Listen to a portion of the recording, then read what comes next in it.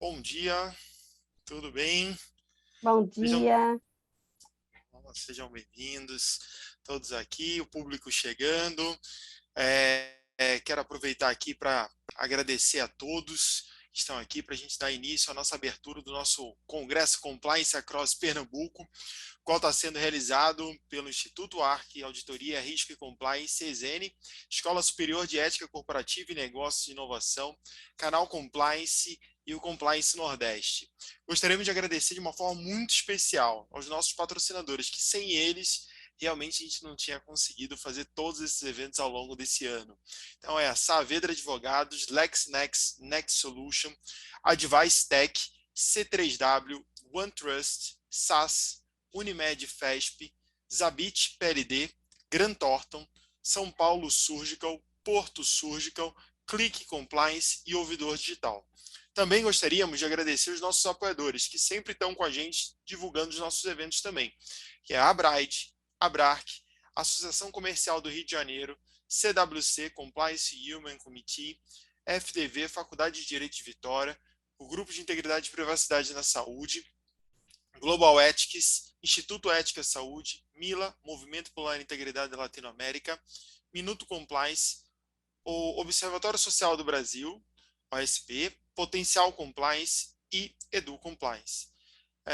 Queria lembrar que hoje o nosso são dois grandes blocos, né? O bloco da manhã vai até meio-dia, depois a gente vai fazer um break e voltamos às 14 horas, horário de Brasília, tá? Queria convidar para participar aqui compor a nossa mesa, né, de virtual, o ilustre presidente do comitê organizador do evento, também presidente do Instituto ARC, Dr. Giovanni Saavedra. Queria também convidar a ilustre responsável técnica acadêmica pelo evento, advogada e também sócia fundadora do Compliance Nordeste, doutora Fernanda Dourado. Eu queria, então, para a gente poder iniciar o nosso congresso, passar a palavra para o presidente do comitê organizador, o doutor Giovanni Saavedra. Giovanni, a palavra é toda sua. Bom dia, Márcio. Bom dia, Fernanda. Bom dia a todos presentes. Bom dia, Maria Rosa. Ah, Quando começou o ano, né, a gente idealizou aí vários eventos. Estávamos ainda no meio não sabíamos bem como seria o ano. E agora a gente está terminando o ano e depois olhando para trás, né? A gente começa agora chegando ao final do ano, ver todos os eventos, tudo que a gente fez e pensar na idealização que a gente teve dos eventos regionais, do Compliance Across Americas, que o ano que vem vai ser presencial, né? Provavelmente, se tudo deixar, né? Então, fico muito feliz, assim, de abrir o nosso último evento do ano, fechar com chave de ouro. E esse ano não teria sido possível, esses vários eventos não teriam sido possíveis sem a ajuda dos nossos grandes apoiadores, né? Então, queria agradecer a Fernanda, a Maria Rosa, todo o pessoal do Compliance Nordeste por ter nos ajudado ao longo do ano. Esse evento aqui vai ser fantástico, né? Vai fechar com chave de ouro o nosso ano. E a gente tem o ano que vem o Compliance Across Americas. Já queria deixar convite para todos, vai ser em setembro. Quero mesmo que todo mundo esteja presente. A gente vai ter, espero eu, né? Queríamos contar com o Compliance Nordeste também para a gente fazer mais um evento regional. Vai ser muito legal para a gente difundir, então, essa cultura da integridade. Queria pedir desculpas que hoje eu não vou conseguir participar do evento porque a gente está com uns processos de investigação corporativa bem pesados no escritório. Eu vou ter que participar de umas reuniões de urgência o dia todo, vai terminar bem tarde, mas eu queria desejar um excelente evento para todos e para todas e agradecer mais uma vez pelo apoio do Compliance Nordeste. Obrigado, doutor Giovanni, pelas suas palavras. Deu alguns spoilers já, né, pro pessoal, já sabendo o que tem por vir no próximo ano. Mas muito obrigado pelas suas palavras. A gente entende as urgências também, mas A gente sabe que vai ser um grande evento, mas a gente aguarda você aqui no finalzinho do dia para que você possa também dar as palavras finais de todos os nossos eventos, tá bom, doutor Giovanni? Fique à vontade também. Eu queria agora convidar a ilustre responsável técnica, acadêmica, regional, uma amiga, que ao longo desse ano a gente vem conversando bastante para fazer esse evento. Parece que é só um dia, mas são diversos dias. Então, para isso, eu convido a doutora Fernanda Dourado para fazer a abertura do nosso painel. Fernanda, a palavra é toda sua. Obrigada, Márcia.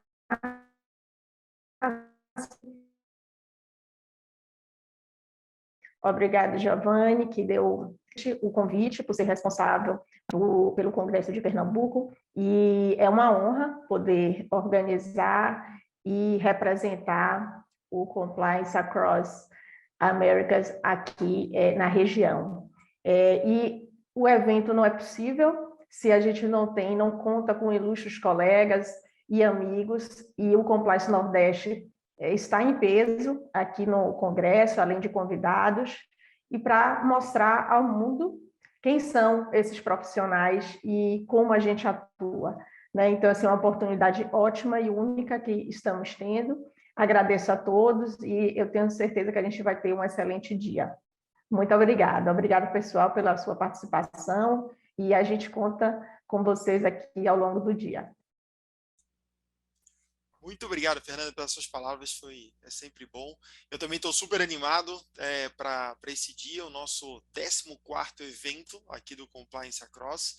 Então, é um monte de evento, como o Giovanni disse, e a gente vai finalizar com chave de ouro, realmente. Mais uma vez, obrigado a você, Fernanda Maria Rosa, está aqui, e a todos os integrantes do Compliance Knowledge que está fazendo esse dia ser especial para a gente também. Muito obrigado.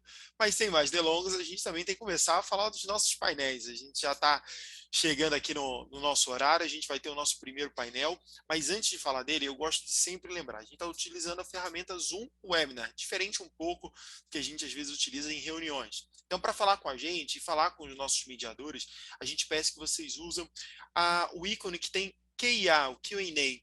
Então, com ele, você consegue mandar as perguntas, dúvidas que queira passar para o mediador e também para os palestrantes, para que eles possam responder ao vivo. Claro, às vezes, depende do meio da palestra, não consegue por falta de tempo, mas a gente vai tentar sempre encaixar. Mas esse é o caminho certo, que aí o controle fica mais fácil para o moderador. Tá bom, pessoal? Conto com a participação. Sempre nos nossos congressos tem a participação de vocês e vocês fazem parte do nosso evento também. Conte com a gente. Aguarda a gente informações e dúvidas de vocês. Então, vamos começar o nosso primeiro painel. LGPD e quais são os desafios do DPO na prática. Então, para coordenar as atividades, a mesa de trabalho e também apresentar o mini currículo dos palestrantes, eu vou convidar a doutora Thaís Souto Maior, advogada, graduada pela Faculdade de Direito do Recife, pós-graduada em Direito Civil e Processual pela Unisc, consultora de compliance na não sei se é assim que fala, CLAT, ou CLAT, compliance, e DPO também na CLAT. Autora de artigos e ensaios em direito e compliance e também palestrante. Doutora Thaís, eu queria passar a palavra para você conduzir esse painel. Muito obrigado mais uma vez a Thaís, a Maria Rosa e a Carmina, que vão estar também por aí. Obrigado, bom painel. Bom dia a todos. Obrigada, Márcio. É uma alegria grande poder estar aqui fazendo parte desse evento, né, e estar aqui conversando com essas duas ilustres palestrantes que vamos ter aqui hoje. Então, vou convidar de pronto a ilustre doutora Carmina Issa e vou apresentá-la. Né? A Carmina Issa, ela é sócia da Issa e Galamba Advogados, ela é professora de Direito Cibernético desde 1997, ela também é DPO, e é diretora jurídica da Associação Brasileira de Segurança Cibernética. Seja bem-vinda, Carmina, vai ser um prazer conversar aqui contigo hoje. Eu vou convidar também a querida doutora Maria Rosa, DPO, e responsável por compliance das concessionárias de rodovias do Grupo Monte Rodovias. Ela também é membro da Comissão Especial de Privacidade e Proteção de Dados da OAB de São Paulo e também da ANPPD, que é a Associação Nacional dos Profissionais de Proteção de Dados. Também ela é cofundadora da Rede Compliance Nordeste, organizadora e coautora do livro. Também seja muito bem-vinda, Maria Rosa. Também será um prazer estar aqui a gente debatendo, né, sobre a questão do DPO e dos seus desafios, inclusive de um ponto de vista prático, né? Então, vamos começar já aí a falando um pouquinho desse papel do DPO, dessa atuação do DPO, né? Comparando aí a própria previsão legal que a gente tem na LGPD com a atuação efetivamente prática da coisa, né? Inclusive, a gente verifica que existe também se a gente for comparar ali com a GDPR, né, ou com o Regulamento Geral de Proteção de Dados, em bom português, a gente vê ali na Europa também uma previsão completamente diferente, mas que, ao mesmo tempo, a gente busca fontes lá, principalmente de estudo. Então, como é que vocês enxergam isso? Como é que vocês verificam também esse cotejo com a realidade europeia e também o comparativo aí da própria legislação, né? Então, doutora Carmina, passo inicialmente a palavra para a senhora. Muito obrigada.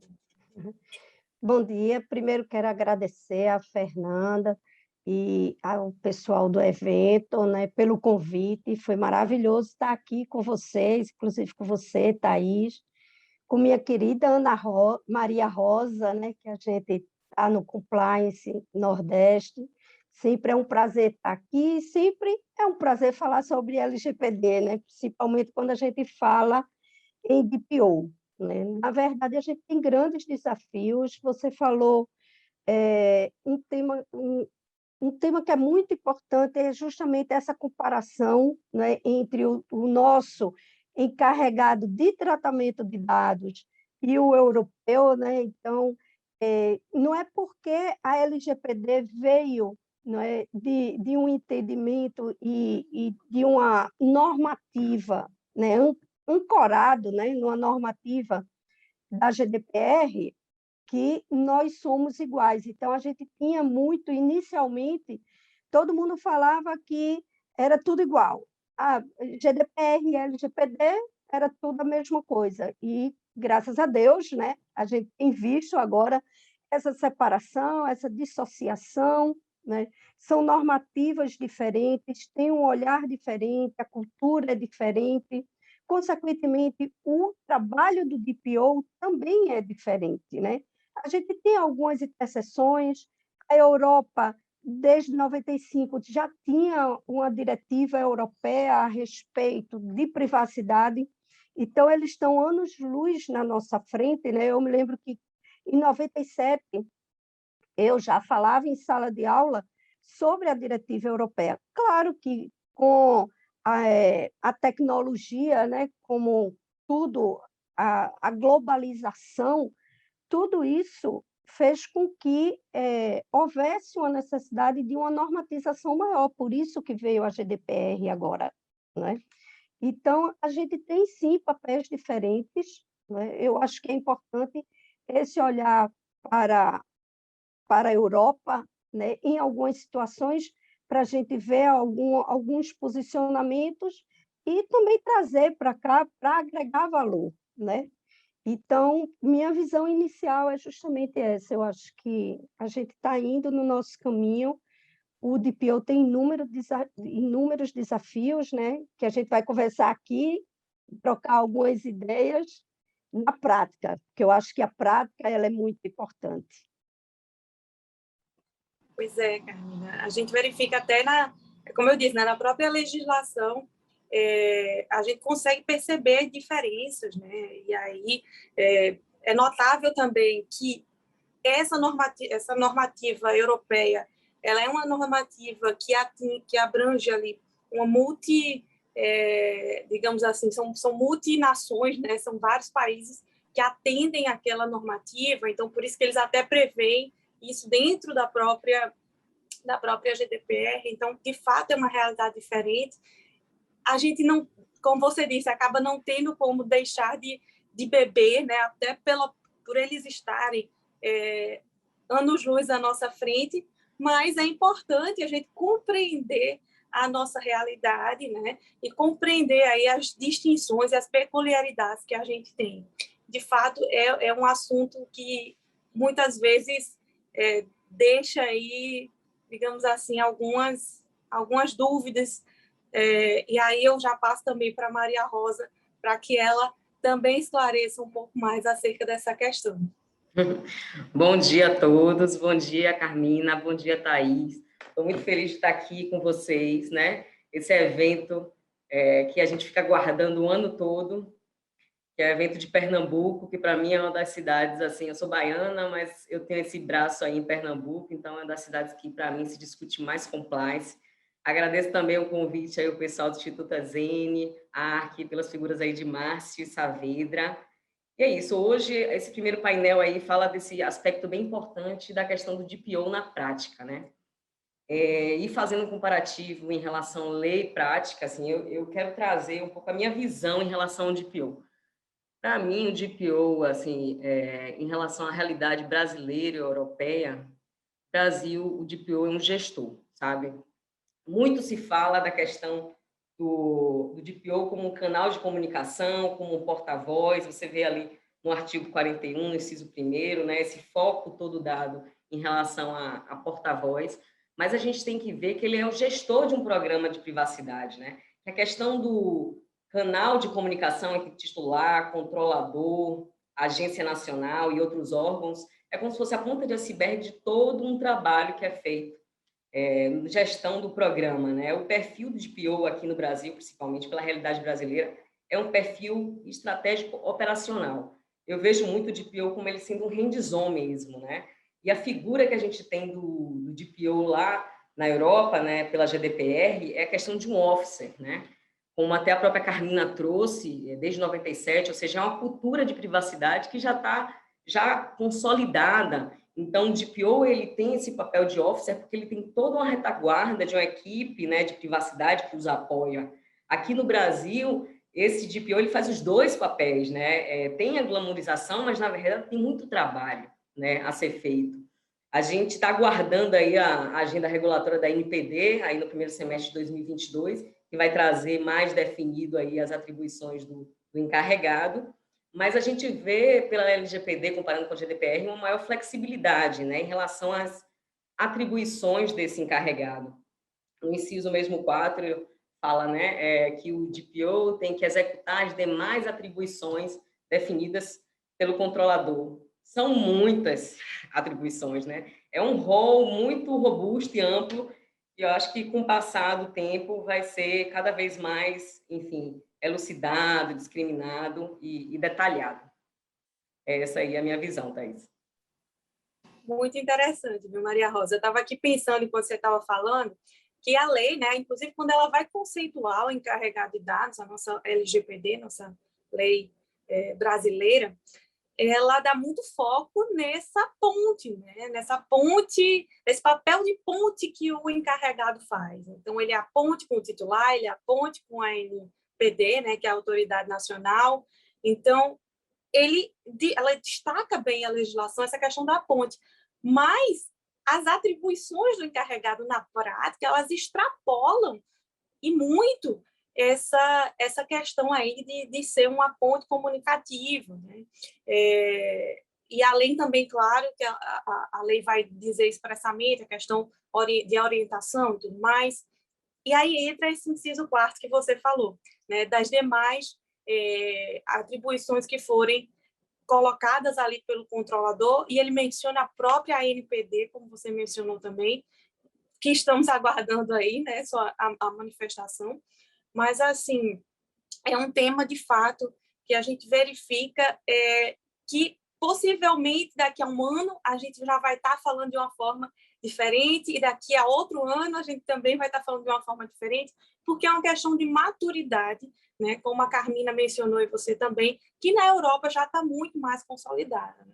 E aí eu já vou entrar aqui falando um pouquinho também dessa questão dos desafios, que eu acredito que um grande desafio do DPO é a própria questão da cultura organizacional, que você mencionou, né, Maria Rosa? Então, assim, de fato, são muitos desafios, e desafios que muitas vezes, acredito que vocês concordem, a gente vai começar a descobrir na prática, né? Quer dizer, já começou a descobrir na prática. Bom, eu vou avançar aqui e queria já perguntar uma outra coisa a vocês para ouvir a opinião. A gente sabe que a LGPD diz que o encarregado ele pode ser tanto uma figura interna como uma figura externa, né? Que é o que enfim, fora do país, para usar uma linguagem, usar as palavras da língua inglesa, o DPO as a Service, né? A gente sabe que tem aí pontos fortes e pontos mais frágeis de cada uma dessas formas de atuação, né? Inclusive, o DPO pode ser pessoa física, pode ser pessoa jurídica, enfim, pode assumir essas multifacetas. Então, eu queria ouvir um pouquinho de vocês como é que seria, né, essa questão de ser interno, de ser externo, né, e quais são as dificuldades e as vantagens também de cada uma dessas formas que o DPO pode assumir, considerando o ponto de vista da própria empresa. Inclusive, né, por exemplo, custos, por exemplo, muitas vezes você tem um DPO interno que tu vai pegar alguém ali da tua operação já. E aí tu vai capacitar essa pessoa, né? Ou tu vai tirar aquela pessoa da função. Tem gente que também comenta, será que eu posso deixar a pessoa na mesma função que ela exerce e botar ela para ser DPO também? Colocar ela na função de DPO? Aí entra uma questão até de conflito de interesses. Bom, eu não vou falar mais, eu vou deixar vocês falarem um pouco. Vou começar de novo, passando a palavra para a Carmina, e depois a gente segue para Maria Rosa. Carmina, fica à vontade. Bom, né? Esse é um grande tema e esse é um grande dilema também, né? Quando a gente fala no cumprimento do DPO, né? Eu atuo como DPO as a Service, tá? Desde 2019, então eu atuo tanto com empresas que atuam no mercado nacional e no internacional, então eu tenho uma prática que talvez a minha visão seja um pouco diferente da de Maria Rosa, e eu acho que o painel é rico justamente por causa disso, né? Porque aqui temos dois lados, eu enquanto estou fora e Maria Rosa enquanto está dentro, né? Bom, primeiro que, assim, a minha visão enquanto DPO as a Service, né, ela traz muito a necessidade de você ter um time de multidisciplinar, tá?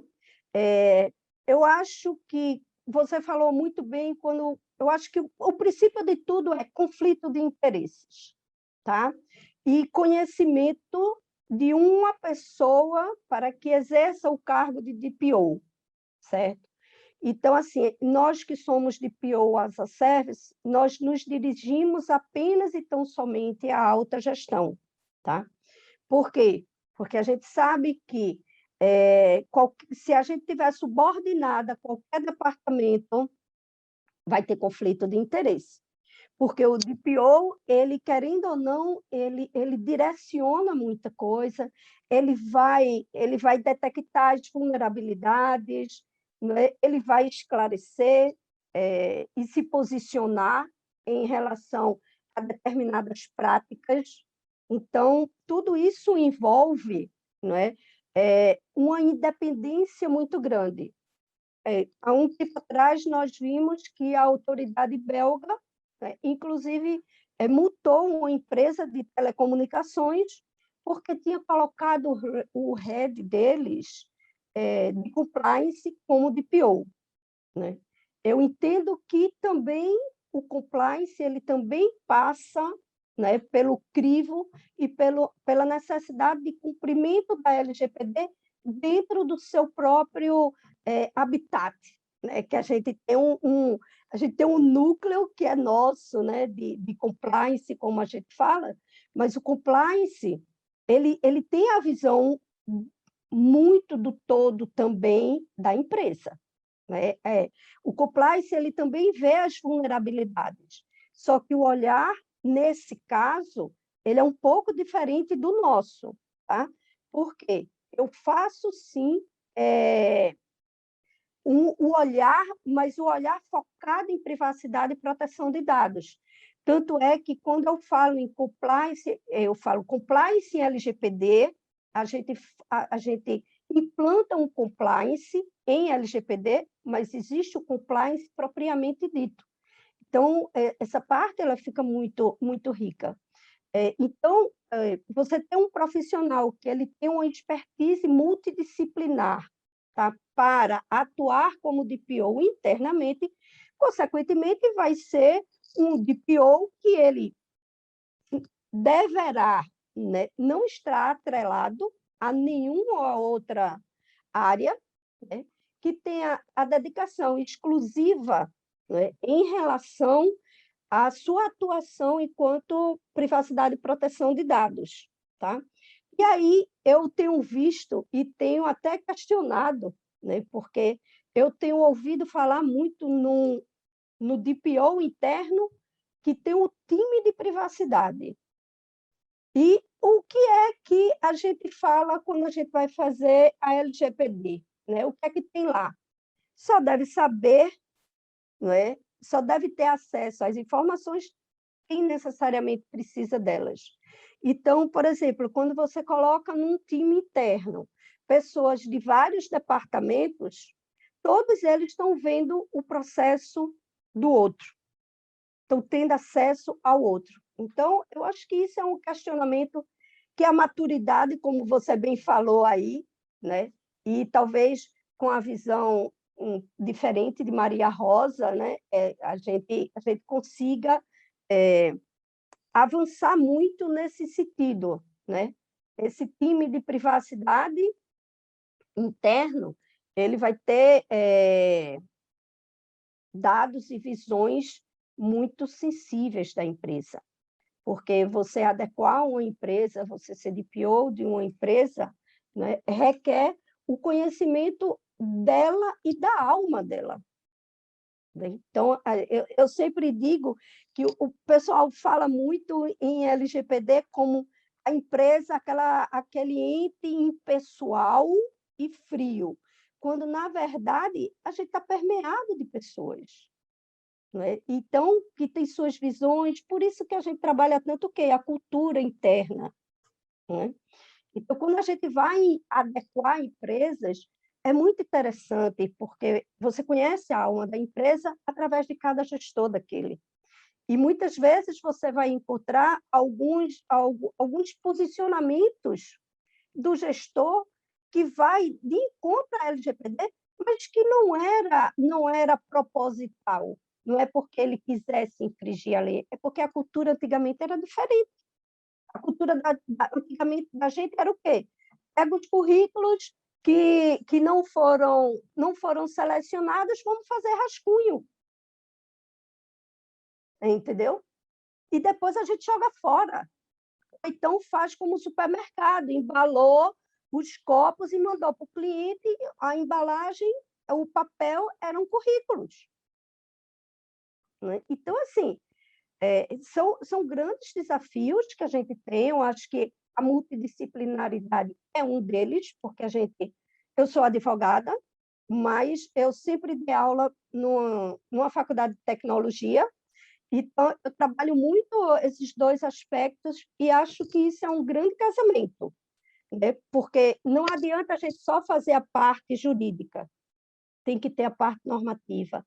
O DPO ele tem que entender de tecnologia em vários aspectos, até para a gente colocar as cláusulas contratuais pertinentes, entendeu? Então, eu vou deixar aqui, essa é uma visão, assim, se eu for falar, você já sabe, né? Eu passo aqui muito tempo, mas eu tenho certeza que Maria Rosa vai fazer uma contribuição belíssima pelo olhar que ela tem de um DPO interno. Você quer falar, Thaís? Não, eu ia só fazer um comentário aqui, né? Dizer que me alinham bastante ao posicionamento da Carmina, mas principalmente nessa questão de conflito de interesses e da necessidade de uma multidisciplinariedade, da necessidade de que essa equipe atue com independência, né? Então, acabo me alinhando bastante ao seu posicionamento, Carmina, mas também sou bem aberta à compreensão, e gosto sempre de ver isso em tudo que eu faço, né? Não só em relação à LGPD, a realidade da empresa. Então, cada empresa ela vai ter uma realidade diferente, que vai cobrar uma resposta diferente. Né? E provavelmente, na verdade, vão existir empresas que vão ter como resposta melhor a atuação de um DPO interno. Só não podendo deixar de atentar a essas questões que a gente falou aqui, claro, que elas são fundamentais a própria eficácia, né, do serviço prestado. Então, é preciso realmente ficar atento a essas questões, né? Não esquecer e simplesmente ser tomado pela avalanche do dia a dia, né? São questões que a gente tem que, sim, refletir, parar para pensar, né? E aí, por exemplo, a Maria Rosa já é de uma outra perspectiva, né? A Maria Rosa já é dessa questão mais do interno. E eu entendo também e acredito bastante que um dos desafios maiores do DPO é a questão da cultura organizacional, né? Então, e isso é uma coisa muito forte, né? O que a Carmina falou, ela se repete, de a gente ter uma cultura que não está com foco nisso ainda, de uma forma madura, isso é muito sério, né? E todo mundo que está aqui, seja compondo essa mesa ou nos assistindo, com certeza já passou por alguma situação que poderia colocar aqui. Eu me lembro, eu gostaria até de compartilhar uma situação que eu passei, não na minha empresa, mas enquanto consumidora mesmo. E eu fui numa farmácia, comprei um medicamento que precisava ficar numa certa, manter uma certa temperatura abaixo da temperatura ambiente. E aí, geralmente, as farmácias dão feito um isoporzinho para a gente guardar.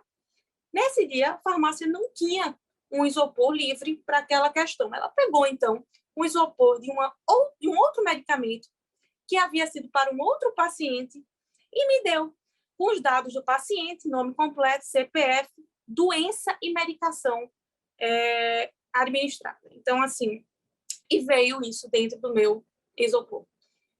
E aí choca, né? Porque, de fato, isso é uma coisa que parece ainda exigir muito trabalho, principalmente nosso, né? Então, e aí o DPO interno, principalmente quando ele já é conhecedor daquela empresa, né, de uma forma muito mais profunda, faz a diferença, né? E exigiria isso do DPO externo, no caso, seria exigido muito mais tempo para que houvesse essa maturidade de conhecimento. Então, sim, né, tem várias realidades possíveis.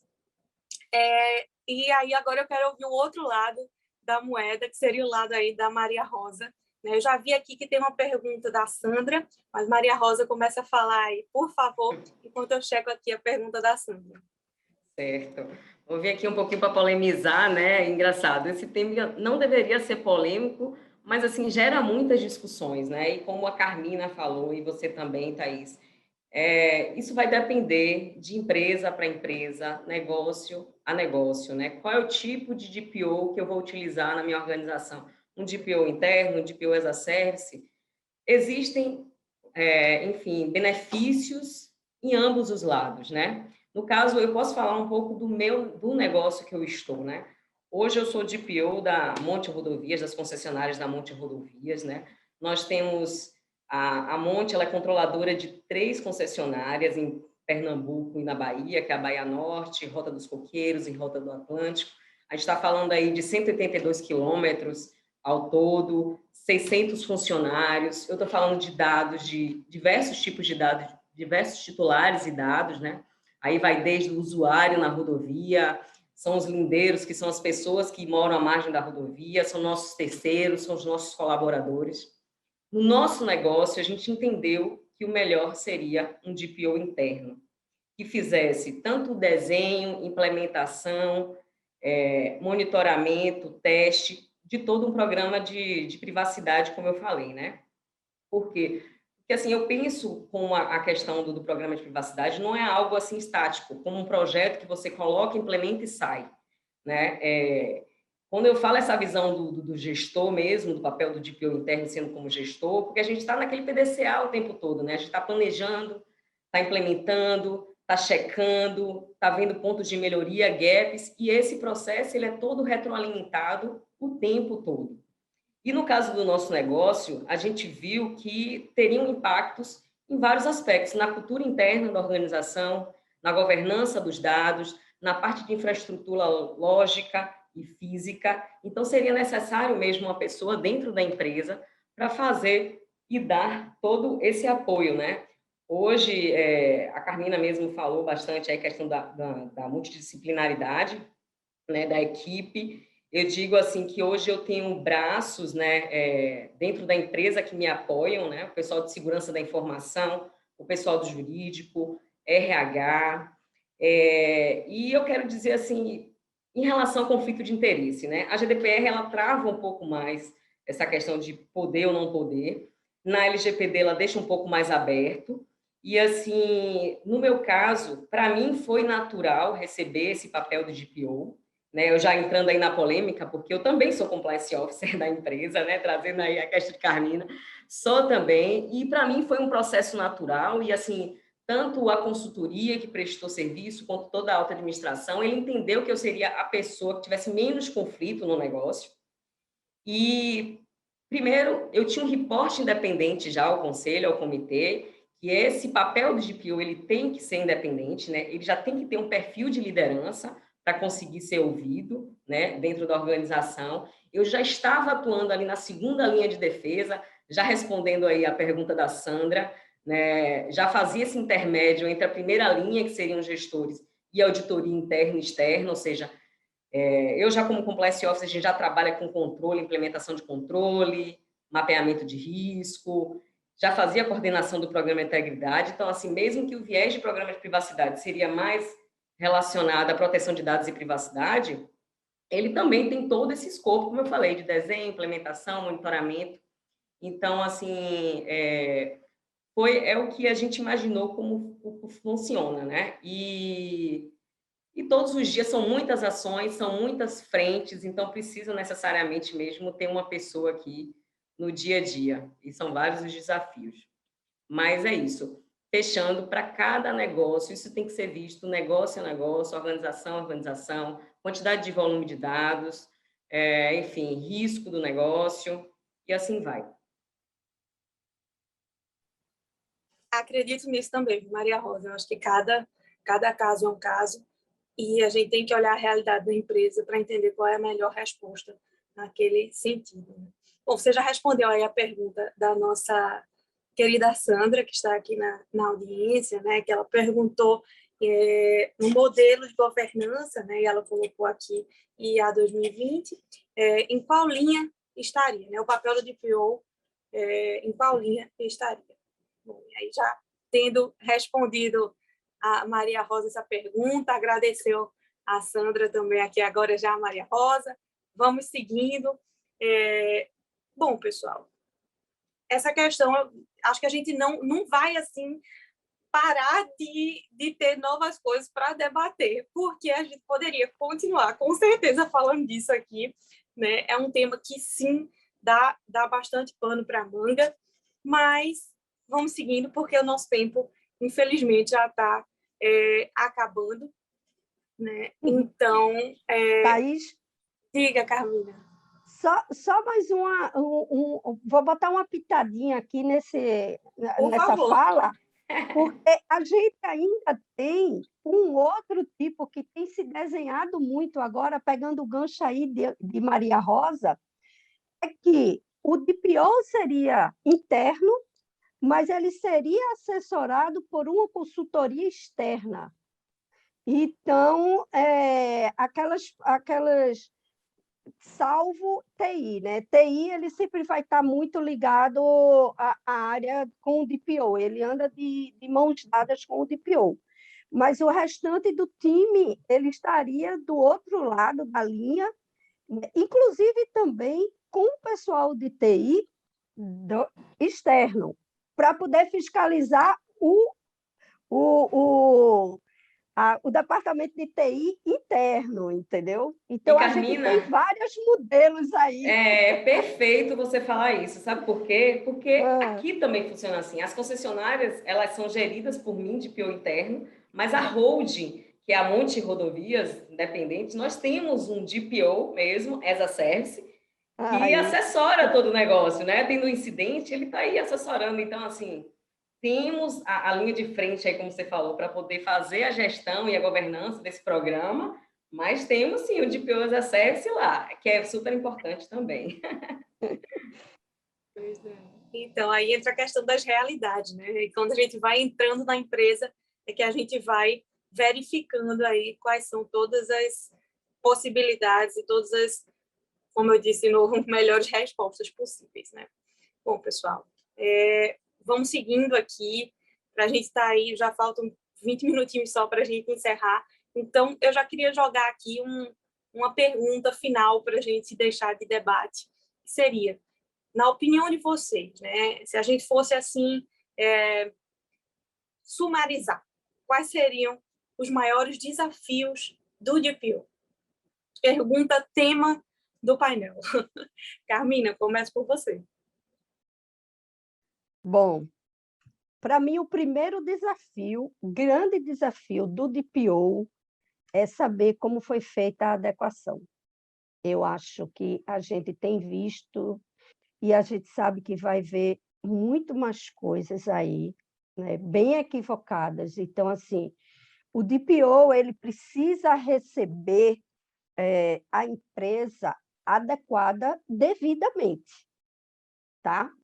Então, assim, é o que a gente sempre fala, eu tenho certeza que a maioria dos colegas também entendem dessa forma, é que não adianta você pegar 4, 5 planilhas e entregar e dizer que uma empresa está adequada, né? Então, a gente precisa, nosso trabalho de TPO, ele vai estar diretamente ligado e alicerçado a uma boa adequação à LGPD, certo? Então, eu acho que isso é muito importante, né? A instrumentabilidade mesmo do processo, tá? O que você fez, né? Por exemplo, os contratos de trabalho estão adequados, estão redigidos, a gente tem suporte, a gente precisa analisar a política de privacidade, tanto do site quanto interna. Então, o DPO, ele não cai na empresa. E diz mesmo assim, agora eu sou o DPO. Não é assim, né? Porque o DPO ele vai dar continuidade à adequação. É como Maria Rosa disse. Maria Rosa tem trabalho todo dia, porque ela está em cima de uma holding. Tá? Então, ela precisa ver os processos, ela precisa ver os procedimentos. A empresa tem uma ferramenta de LGPD ou não? Né? Quais são os mecanismos de segurança? Quem é que está no comitê gestor de crise? Então, eu ouço muito o pessoal falar, porque não está regulamentado o DPO. Gente, o restante vai ser, mas a gente já tem a espinha, a gente já tem o esqueleto, a gente já sabe o que é para fazer. Eu preciso, sim, adequar os contratos à LGPD. E aí você vê um monte eu tenho certeza que Maria Rosa tem passado exatamente por isso. Chegam uns contratos para a gente é controlador, meu cliente é controlador, e sei lá que meu cliente é operador. Entendeu? Então, assim, a gente precisa, sim, tem grandes desafios, não é? Principalmente nesse terreno que a gente tá caminhando agora, né? Com muitas especulações, com entendimentos que não são condizentes com o que a norma e com a letra da lei manda, né? Então, a gente sim tem. Primeiro, para mim, o meu primeiro maior desafio é esse, tá? É saber, e aí eu sou muito criteriosa nesse aspecto. Dependendo do que eu vejo, eu prefiro não ser DPO, porque eu entendo das minhas responsabilidades e das consequências, né? Então, assim, porque DPO muitas vezes faz retrabalho, viu? De várias coisas. Então, esse é um grande desafio, né? Então, eu acho que o primeiro desafio do DPO é justamente esse. Segundo, é ter um canal direto com a TI da empresa. Tá? Por quê? Porque se você for lá para o canal dos titulares, dos direitos dos titulares, a gente tem 15 dias para responder, mas quem vai nos fornecer a informação é a TI da empresa, que vai dizer se os dados daquela pessoa foi coletado, para que foi, quais foram os dados, para a gente poder fazer, para dar uma resposta, né? Então, assim, eu acho que a gente tem vários desafios, não é? E eu acho que a gente precisa saber que a nossa responsabilidade é muito grande em relação a ser DPO, tá? Porque você tem que ter aquela multidisciplinaridade que a gente já vem falando, né? E enfrentar aí grandes desafios, porque, infelizmente, a gente tem passado por algumas turbulências, né? Muitas empresas elas querem ter os dados do controlador, né? Os dados dos clientes do controlador para poder... Eu já peguei contrato que o operador dizia que poderia coletar todos os dados do funcionário, inclusive compartilhar para terceiros, sem finalidade, sem necessidade de finalidade. Então, eu acho que outro viés que é muito importante é você ter um bom conhecimento sobre contratos e contratos em diversas áreas, né? Porque você pegar um contrato de TI é completamente diferente de um contrato de locação ou de imobiliária. Então, é por aí. Vou deixar para Maria Rosa. Pessoal, eu não vou nem falar muito aqui, porque a gente está com o tempo curtíssimo, mas eu queria registrar a pergunta do Leonardo, né, que foi: o DPO pode atender mais de uma empresa? Bom, Maria Rosa, vou jogar essa para você, não vou nem me estender muito mais aqui, porque nosso tempo está curtinho, e eu queria ouvir suas considerações. O DPO interno, não. Eu sou totalmente focada ao meu negócio, né, o negócio ao qual eu trabalho, mas a Carmina, aí, minha parceira, que é DPO as a Service, com certeza ela tem um rol grande aí de clientes. E aí, nesse caso, pode sim, Leonardo, mas no caso, ser externo, tá? Voltando à sua pergunta aí, Thaís, em relação às dificuldades, né? Eu queria até compartilhar um resultado de uma pesquisa da Privacy BR, que é da Patrícia Peck, que eu participei também da pesquisa em relação ao DPO, que traz aí as dificuldades do DPO, e aí que para mim seria dificuldade e desafio. Primeiro, eu como DPO interno, é a questão da conscientização, sabe? Em relação a esse tema aí de privacidade e proteção de dados. Porque, assim, a questão da conscientização não é algo estático. Você vai, faz um treinamento, faz uma palestra, todo mundo está consciente, não. É um esforço contínuo, é dia a dia, é mostrando exemplo, é você estar lá falando sobre o tema, relembrando. Uma das ações, assim, que algumas empresas fazem, que eu acho muito importante, se for possível, né, assim, definir alguns agentes de privacidade nas áreas, né, que são pessoas que vão ajudar o DPO a fazer o aculturamento ali naquela área, naquele processo, pessoas que entendem um pouco do tema, então elas vão estar sempre atentas, né? Mudou o fluxo do processo, vamos falar sobre, vamos acionar aqui o DPO, e a parte da conscientização não só de colaboradores, mas assim um trabalho que eu tive que fazer aqui, trazendo aqui minha experiência pessoal, foi a parte de conscientização da alta administração. Essa parte de governança é a parte basilar, ou seja, para conseguir fazer a implementação do projeto, e que a gente aqui conseguiu ainda na vacation legis aí da lei,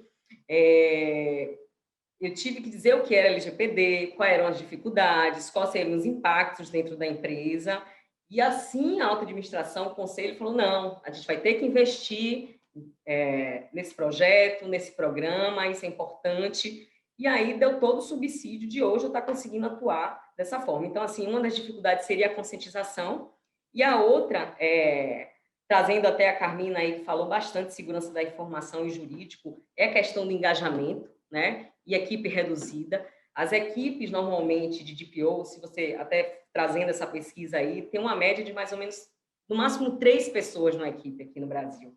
Então, assim, a gente precisa de colaboração das áreas, a gente precisa de engajamento dessas pessoas. Como eu já tinha citado, assim, e a Carmina falou muito da parte de segurança de informação, não tem como eu ser um DPO e reportar o meu incidente se o pessoal de TI não me ajudou na investigação do incidente, não me forneceu recomendações em termos de medidas que a gente vai ter que fazer internas, técnicas, administrativas, né? Então, o jurídico também, e isso, Carmina trouxe, é fundamental. São muitas discussões que a gente tem com os fornecedores em relação às cláusulas. Você acha que a gente manda a cláusula e eles aceitam assim? Não. São rodadas e rodadas de discussão, né, que a gente tem. Então, assim, a outra dificuldade é essa questão do engajamento. Então, você precisa ter apoio dos times, né, dos processos, principalmente na parte de segurança de informação e na parte do jurídico. Mas não vou me prolongar muito não por causa do tempo. Eu acho que eu pegaria duas coisas aí que vocês falaram que eu vejo como destaque, né? Uma foi que a Maria Rosa falou, eu resumiria aí, envolvendo conscientização, engajamento, eu diria que cultura, né? Então, é a questão da cultura dentro da empresa. Isso, com certeza, Maria Rosa, é um dos grandes desafios e acredito que é partilhado assim por diversos DPOs, né? Partilham dessa mesma opinião. O que a Carmina falou também de muito interessante, eu acredito que o DPO ele precisa circular muito bem dentro da empresa, né? Ele precisa ter esse acesso ali a todo mundo, ele precisa mergulhar ali dentro da empresa de uma forma muito tranquila, né? E nem sempre esse tranquilo é fácil. Então, eu destacaria aí esses dois desafios, mas temos muitos outros. Acredito que em próximos eventos, como eu disse, ano que vem já estaremos falando de novos desafios, de novas visões, de novas perspectivas, né? Mas, por hoje, a gente só tem aí 8 minutinhos para terminar. Então, eu queria ouvir, né, de Carmina e de Maria Rosa as considerações finais, né? E, de antemão, já agradecer a ambas pela presença aqui hoje, por estar partilhando esse conhecimento com a gente. Bom, só pegando aí o gancho do treinamento, a gente, enquanto DPO as a Service, a gente sempre faz eventos dentro da empresa, tipo Privacy Day. Então, a gente pega uma manhã de privacidade quando a gente está vendo muita vulnerabilidade, muitos ataques de ransom, que tudo mais, a gente sempre faz algumas coisas, né? Nesse sentido de treinamento. Bom, eu gostaria muito de agradecer esse momento, foi maravilhoso, tá? Eu acho que, como você disse, Thaís, primeiro quero agradecer, né, por você ter mediado maravilhosamente bem esse painel, tá? Muito obrigada pela companhia de todos. E o que eu deixo são desafios como em qualquer área, né, que a gente atue, mas eu sempre acho que a gente deve continuar fazendo assim, com muito amor, muita dedicação e com a flexibilidade de aprender sempre, não é? Porque LGPD é uma construção, privacidade e proteção de dados são grandes desafios. A gente tem outros aí que totalmente vinculados com inteligência artificial e vários outros aspectos, não é, que impactam muito na nossa privacidade e que podem, inclusive, colocar a humanidade em uma situação bem complicada, né? Mas quero agradecer, né, e desejar aí um excelente dia a todos. Maria Rosa, o microfone é seu. Obrigada. Gente, eu quero agradecer a todos aqui. Eu acho que o painel foi riquíssimo, trazendo essas duas experiências aí do interno e do externo. Thaís também maravilhosa, trouxe muitas contribuições.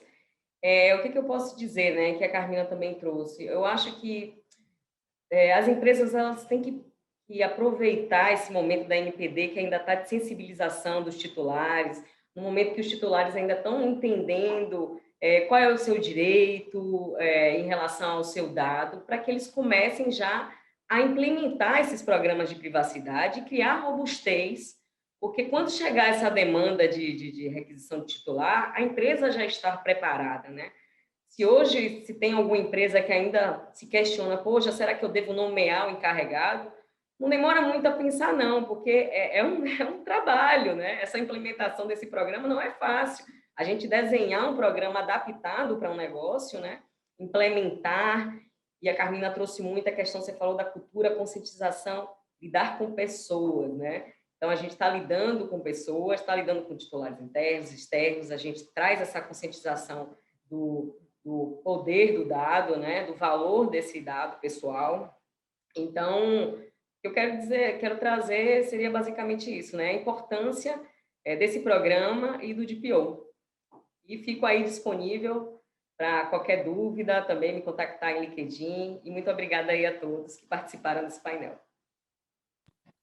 Maravilha, muito obrigada, Carmina, Maria Rosa, novamente. Realmente, quando a gente fala de LGPD, os desafios, né, são diversos. Olha, porque a gente falou aqui hoje de DPO, né? Se a gente for abrir, eu acho que o dia de hoje não seria suficiente para que a gente, enfim, conseguisse explanar aí com um mínimo de solidez, né? A gente só falou aqui realmente do DPO e olha que a gente poderia ter ficado falando muito mais. Então, isso demonstra a importância desse tema, né, da existência desse painel, ao que eu parabenizo aos organizadores do evento, né, pela iniciativa. Bom, vou deixar aqui também meu agradecimento a todos que estiveram conosco assistindo, agradecimento aí por estar compondo esta mesa, né? Inicialmente, eu não estaria aqui na função de mediadora, eu estaria na função de palestrante, mas acabei assumindo aí esse desafio, né? Devido aí aos imprevistos havidos, mas foi com uma alegria enorme que eu estive aqui hoje. Agradeço mais uma vez a todos, desejo um excelente evento, pois painéis excelentes estão para vir, e transmito aí a palavra ao Márcio. Olá, mais uma vez, olha, o painel foi mais uma vez campeão. Thaís, primeira vez eu vou começar com você. Muito obrigado, você aceitou o desafio, entrou, a gente conversou, alinhou e conduziu aí brilhantemente. Então, parabéns e obrigado aí por se dispor a ser mediador e, ao mesmo tempo, palestrante. Foi muito bem feito. Parabéns. Maria Rosa, Carmina, também quero agradecer vocês como palestrantes, a gente já conversou, mas foi muito leve o bate-papo. Se a gente deixasse aqui mais 30 minutos, que tem muita dúvida, muitos desafios ainda, e esse tema não se esgota hoje, tenho certeza que no ano que vem vai ser muito mais ainda, cada vez mais explorado, né, em diversas discussões, não só aqui, mas com certeza em outros lugares também, porque é um tema relevante que impacta toda a sociedade num contexto geral. Para nós como cidadãos e também as empresas que acabam sendo impactadas. Então a gente também tem que ter esses dois lados. Muito obrigado. Agora a gente vai para o nosso segundo painel. Deixa eu pegar aqui. Antes da gente começar o nosso segundo painel, a gente não pode esquecer das perguntas. A gente teve pergunta que veio aqui, né, para esse painel, do primeiro painel, mas a gente conta com a participação de vocês. Então a gente tem o ícone QIA, vocês podem clicar ali, mandar a pergunta, o nosso mediador vai receber, e ele recebendo, ele vai tendo tempo, ele vai conseguir conduzir e colocar aqui para vocês.